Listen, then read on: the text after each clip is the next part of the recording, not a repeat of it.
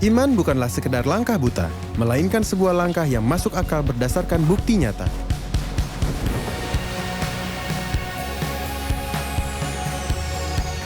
Pada beberapa hal, iman seperti sebuah perjalanan. Menjalin hubungan adalah hal yang luar biasa, terutama yang berawal dari persahabatan selama bertahun-tahun. Saya menemui Niki lebih dulu dan itu inisiatif saya sendiri. Saya bersama seorang teman dan ingin pergi ke klub malam. Ada sebuah tempat biasa kami berkumpul. Sama seperti remaja pada umumnya, saat malam tiba kami akan pergi ke tempat bernama Francois di ujung Kings Road. Dan menurut kami itu adalah hal yang keren dan menyenangkan. Tapi Anda harus menjadi anggota untuk masuk. Jadi saya bersama dengan seorang yang kebetulan adalah teman dekat Niki. Dan ia bilang, "Baiklah, mengapa kamu tidak coba hubungi Niki? Ia akan membawamu masuk." Saya pikir ini agak curang, tapi saya menghubunginya dan berkata, "Hai, apakah kamu bisa membawa kami masuk ke Francois malam ini?" Dia jawab, "Tentu, datang saja." Sekarang kalau diingat kembali, itu adalah cara bersikap yang paling aneh. Pada tahun kedua Niki di universitas, ia sudah menjadi Kristen, tapi saya tidak tahu sama sekali tentang itu. Dan saya bertemu kembali dengan Niki di sebuah pesta.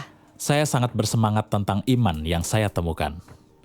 Sehingga saat itu saya menjadi tidak peka dan saya menyampaikannya ke semua orang di sekitar saya.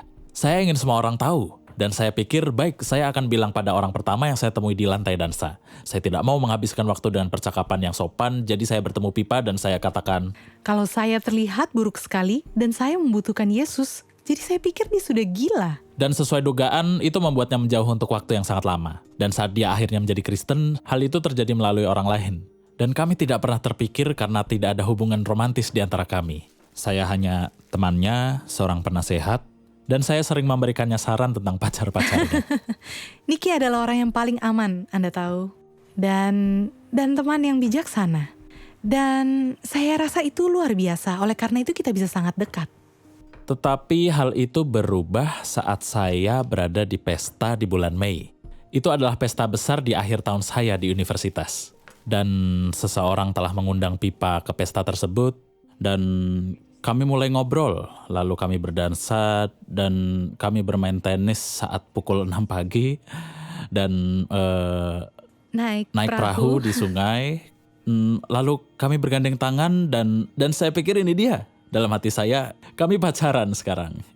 Saya tahu sesuatu telah berubah, sebuah kehidupan baru telah dimulai. Menjadi orang Kristen adalah petualangan yang menyenangkan. Rasul Paulus menulis, "Jadi, siapa yang ada di dalam Kristus, ia adalah ciptaan baru. Yang lama sudah berlalu, sesungguhnya yang baru sudah datang." Jadi apa yang membuat seseorang menjadi Kristen? Beberapa orang berkata, "Saya percaya Tuhan," atau "Saya besar dengan ke gereja setiap saat." Tapi itu tidak membuat Anda menjadi Kristen. Banyak orang yang percaya Tuhan, tapi tidak menyebut diri mereka Kristen. Beberapa mungkin berkata mereka orang Kristen karena sikapnya baik. Banyak orang ateis yang juga baik, tapi mereka tidak ingin dikenal sebagai orang Kristen karena memang bukan. Beberapa berkata saya Kristen karena lahir di negara Kristen. Tapi lahir di negara Kristen tidak menjadikan Anda Kristen. Seperti lahir di McDonald's tidak menjadikan Anda sebuah burger.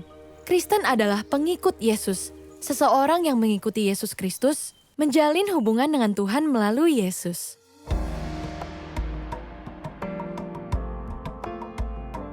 Agak susah juga ya jawabnya.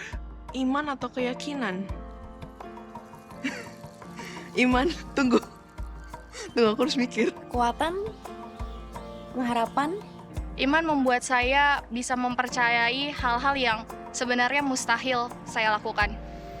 Iman, keyakinan, apa ya? Kepercayaan. Peran keyakinan seperti seperti Tuhan kan tidak terlihat, tapi kita yakin dia ada.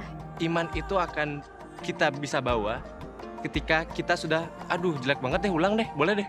Iman menurut saya itu ya kepercayaan saya. Apa yang sedang saya pegang sekarang itu merupakan keyakinan saya, dan keyakinan saya akan saya terus bawa, akan saya terus ingat sampai saya mati. Ya, gimana mau jalan? Jalanin kehidupan kalau nggak ada iman.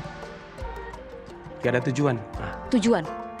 Karena saya punya keyakinan, saya punya tujuan untuk tetap hidup. Peran iman itu sangat penting karena ketika kita lagi dalam kesedihan, kesusahan, iman itu benar-benar menolong kita untuk menghibur, menguatkan, mengarahkan hidup kita.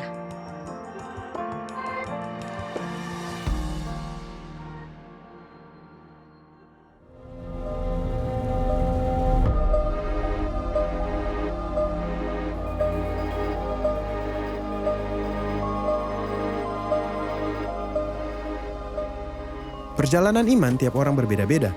Beberapa orang tahu kapan dan di mana saat mereka menjadi Kristen.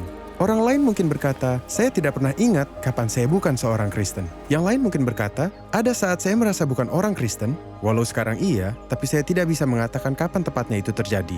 Semua melalui proses. Hal terpenting adalah Anda tahu saat Anda sudah tiba, bahwa sekarang Anda adalah seorang Kristen dan Anda bisa tahu itu. Apa artinya memiliki iman menjadi orang Kristen? Pada kitab Yohanes dituliskan seperti ini, tetapi semua orang yang menerimanya diberinya kuasa supaya menjadi anak-anak Allah, yaitu mereka yang percaya dalam namanya. Yohanes mengatakan bahwa inilah hubungan cinta yang akrab dan terdekat. Seperti orang tua dan anak, pada situasi lain bisa digambarkan juga sebagai pasangan atau sebagai teman. Terkadang dalam perjanjian baru digunakan perumpamaan tentang suami dan istri. Sedekat itulah hubungan yang intim. Dan jika Anda sudah menikah, Anda sadar Anda menikah. Dan jika Anda seorang Kristen, Anda dapat mengetahui kalau Anda adalah Kristen. Tuhan ingin Anda yakin akan hal itu.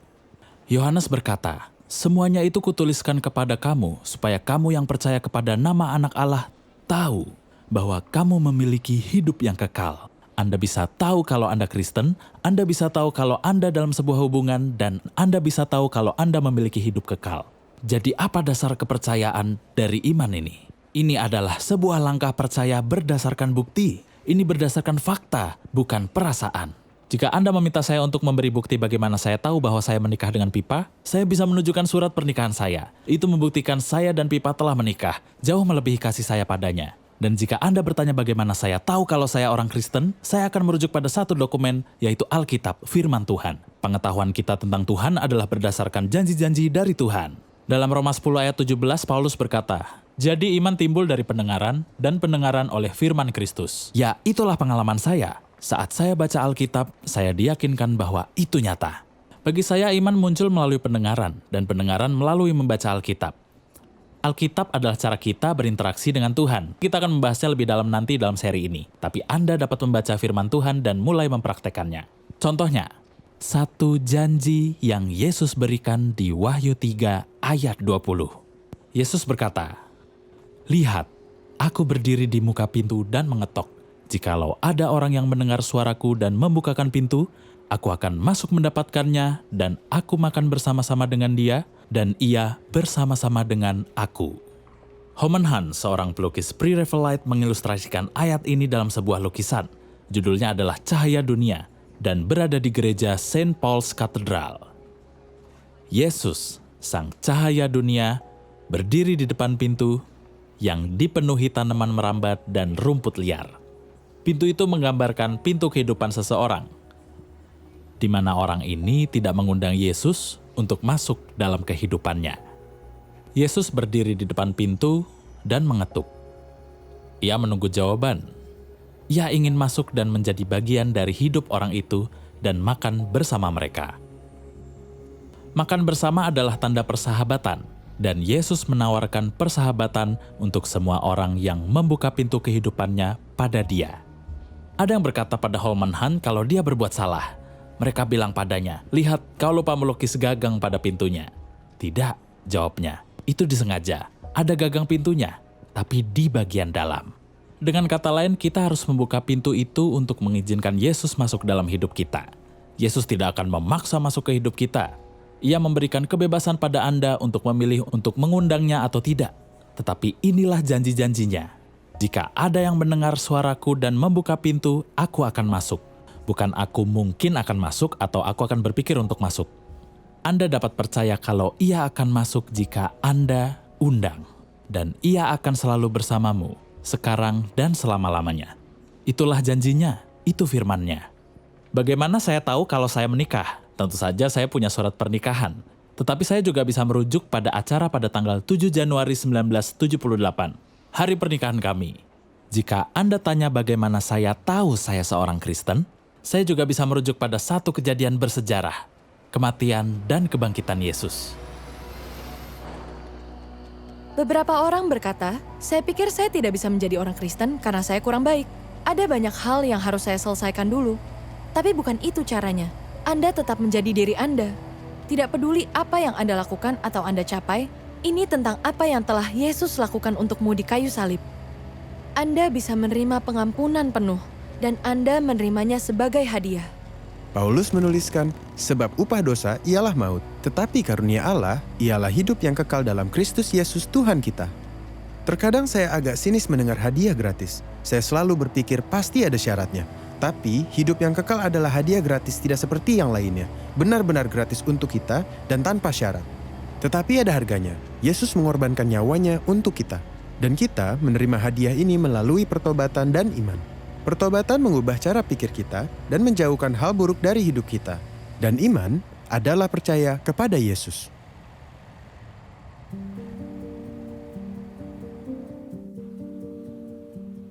Dulu saya seorang pria yang tidak mengenal Tuhan, sombong, arogan, pemarah, pemabuk. Semua yang jelek-jelek harusnya ada di saya semua. Pada saat itu hidup saya ya tergantung dengan materi. Jadi kalau ada kekurangan sedikit pun kayaknya udah khawatir lah. Di mana saya waktunya ada rasa cemas, saya rasa khawatir, saya coba cari narkoba.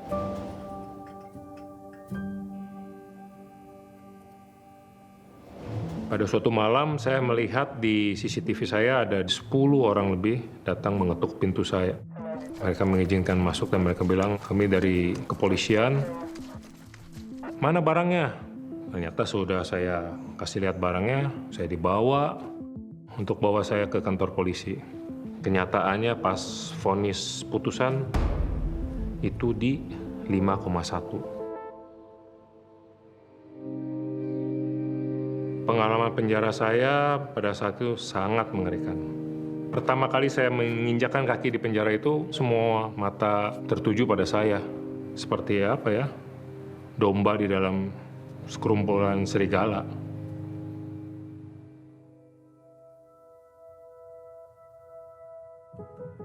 One day saya ketemu satu orang ini yang luar biasa. Hukumannya jauh lebih dari saya, 14 tahun. Bang Agus ini yang datang menghampiri saya, berat peluk saya. Anggap seolah-olah kita udah kenal lama, jadi brother di sini lebih aman. Nah dari saat itu, saya nggak tahu kalau Abang Agus ini bisa mengubahkan hidup saya. Halo Bang, oh gitu Bang ya, oke. Sedangkan Abang ini hidupnya ya santai, happy bahkan nggak raut mukanya nggak ada yang sedih atau manyun gitu, nggak ada. Nah di situ saya penasaran. Saya juga mau dong. Bang, apa rahasianya Bang? Sampai one day, dia ajak saya ke kamarnya. Berat, mau tahu rahasianya? Ini rahasianya. Dia tunjukin satu kitab suci ke saya. Ngambil kitab sucinya, menemukan satu ayat ini di 1 Korintus 10 ayat 13 yang bunyinya, pencobaan-pencobaan yang kamu alami adalah pencobaan-pencobaan yang biasa, yang tidak melampaui kekuatan manusia. Wow, saya bilang, ini kunci banget buat saya nih. Dan di ayat berikutnya juga Tuhan setia, Dia berikan jalan keluar. Itu ayat yang benar. Iya ya, Tuhan izinin saya. Artinya Tuhan juga udah siapin jalan keluarnya. Setelah saya bebas dari penjara, saya dapatkan pertama-tama itu penilaian dari keluarga saya. Pada waktu suami saya pulang ke rumah, Ferry lagi baca Alkitab. Kayaknya bukan suami saya, kan Ferry yang dulu gitu. Dari situ saya mikir, wah, ini benar-benar suami saya udah diubahkan luar biasa gitu. Dari situ saya melihat perubahan Ferry. Bukan Ferry aja ternyata yang diselamatkan. Hidup saya, hidup anak saya, dan keluarga saya pun merasa sudah dipulihkan.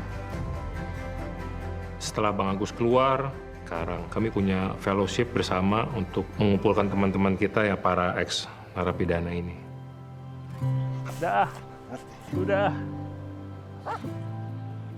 Melihat ke belakang, saya sangat mengucap syukur sama Tuhan. Saya masih dikasih kesempatan untuk bertobat dan berubah untuk bisa juga menjadi berkat bagi banyak orang.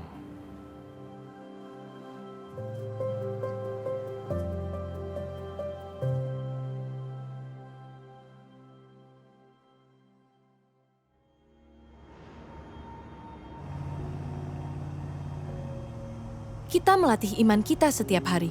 Jika Anda duduk di sebuah kursi, maka Anda sedang melatih iman Anda saat ini. Anda tidak tahu siapa dan bagaimana kursi itu dibuat, tapi Anda percaya kursi itu tidak akan terbalik. Iman adalah keyakinan. Anda tidak dapat membuktikan secara matematis atau ilmiah tentang ada atau tidaknya Tuhan. Keyakinan, baik adanya kehadiran dan ketidakhadiran Tuhan, membutuhkan iman. Menjadi Kristen adalah memiliki iman kepada Yesus, percaya pada seseorang.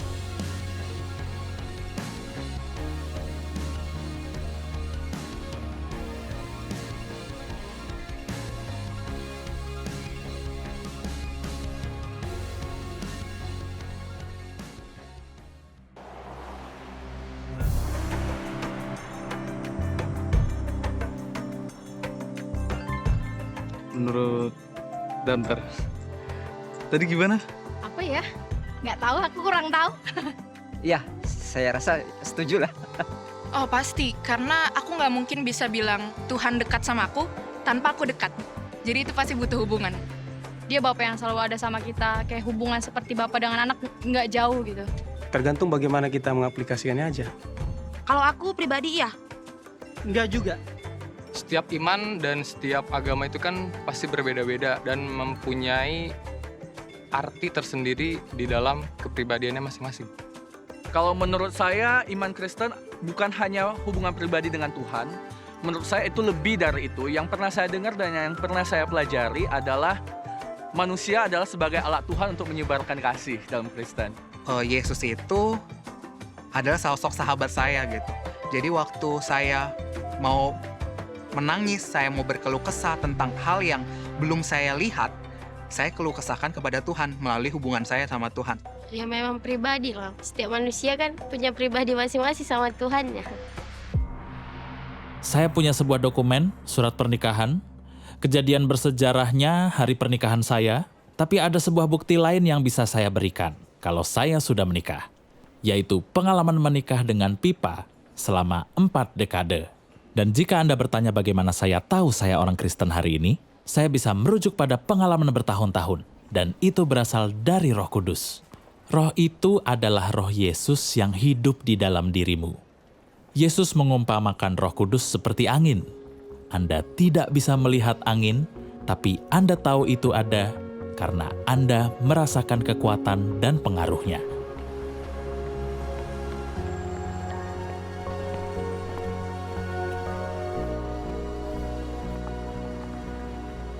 Umumnya, kita takut akan perubahan. Anda dapat berpikir, jika saya menjadi Kristen, apa artinya dalam hidup saya?